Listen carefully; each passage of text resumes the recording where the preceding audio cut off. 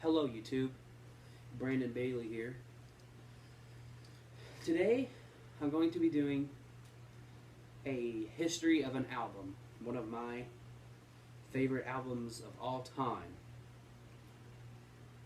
There's a lot of history behind this album, and that album is, if you watch my country music CD collection, you have seen this in that video, and this is the Hank Williams III Straight to Hell album.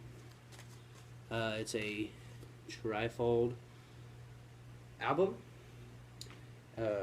First CD is, sorry, you got the reflection of the TV there. First CD is actually in my case. Second CD is in there.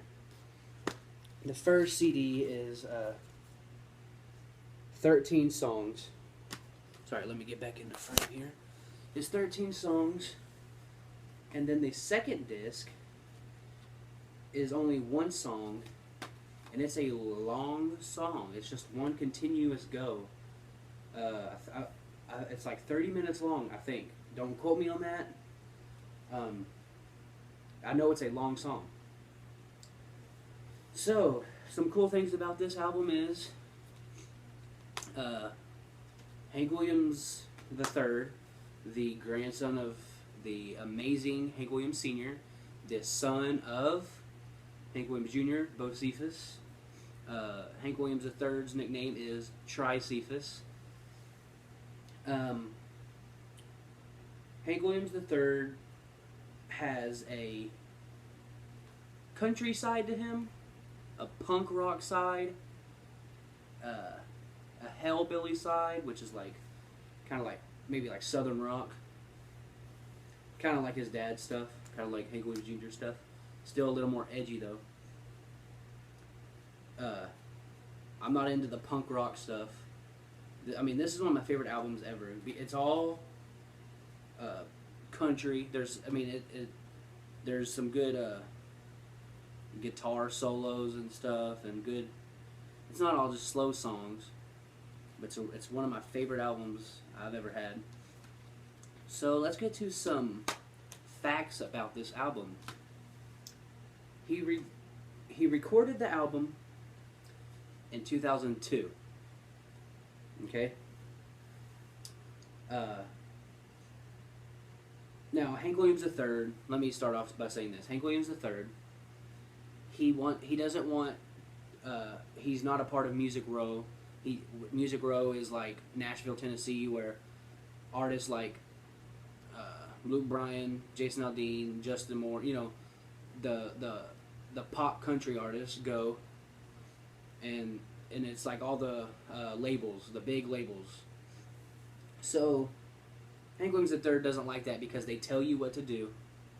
They tell you how to dress. They want a certain kind of song released on a certain date for some event, stuff like that. Hank Williams III just likes to make his own music, do what he wants to do, and he's not afraid to say it either. If you listen to some of these songs, but he recorded it in 2002, and at the time he was with Curb Records. Curb Records is a big company. Now the reason he was with this company is because he had a son,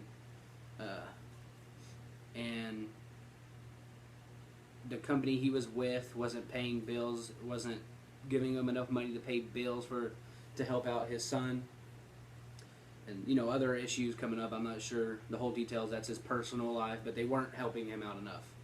So he signs a deal with Curb Records, and during that time doing Curb Records, he never liked Curb Records, and he talks about it. Even while he's with Curb Records, he wasn't afraid to say he hated it. During that time, he came out with the Hank Williams, the Straight to Hell album. He recorded it in 2002. The only problem is he couldn't find anybody to release it, to produce it, to put it on their label, I guess, because Curb wasn't going to do it, because Curb was wanting, the the pop country artist. I like pop country. I'm not gonna lie, but I'm just saying this is how Hank Williams III viewed it. He didn't want. They wanted the big artists of the time, which were probably like Big and Rich, Brooks and Dunn. I mean, the list goes on and on.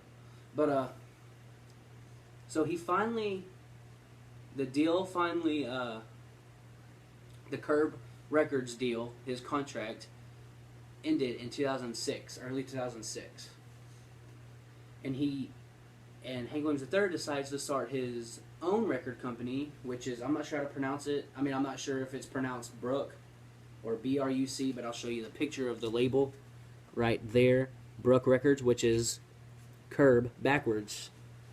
Kind of like a little FU, I guess. So he releases the album on his own record, on his own label. These songs talk about the Whites, which is a family that lives in West Virginia. There's a great documentary about them called The Wild and Wonderful Whites of West Virginia. If you know who Johnny Knoxville is, which I'm pretty sure you do, he has a team that goes up there and follows this family for a year.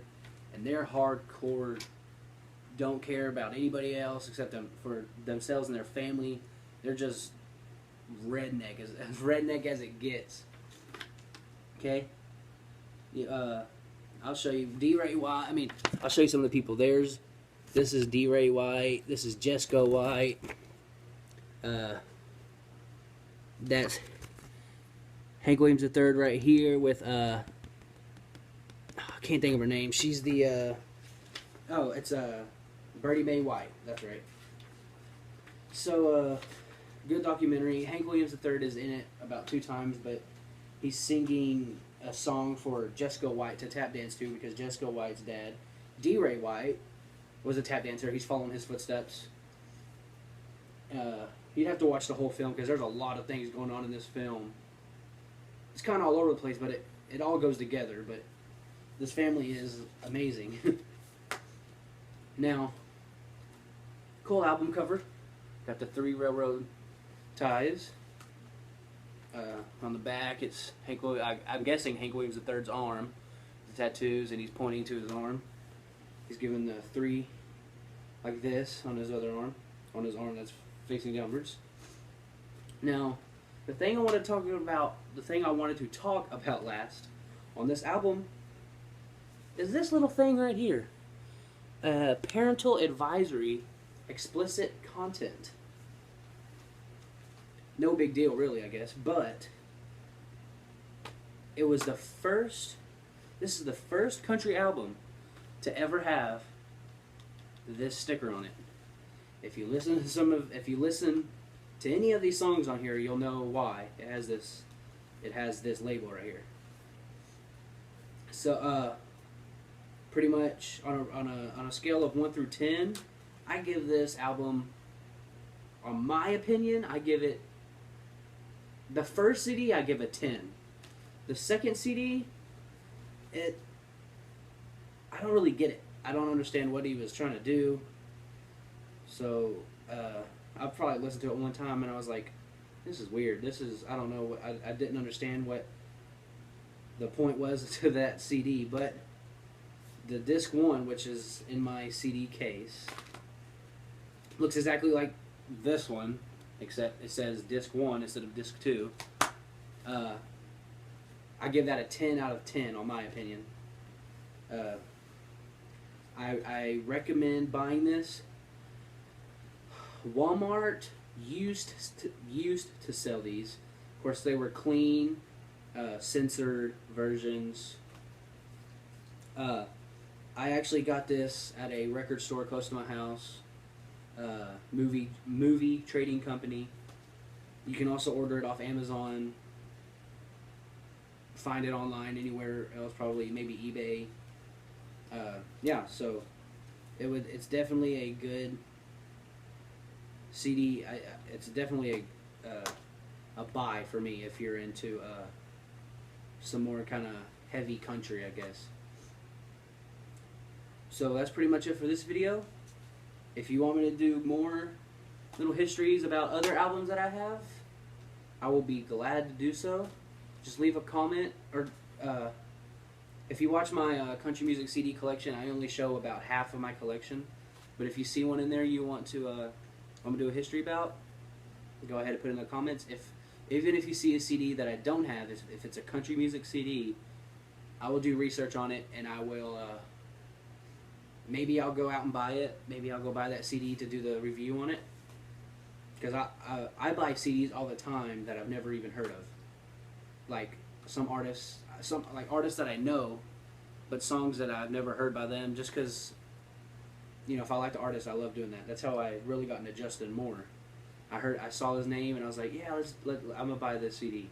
I ended up buying every single CD he's made, which is only, I think, 3 CDs. And he's my favorite artist now. So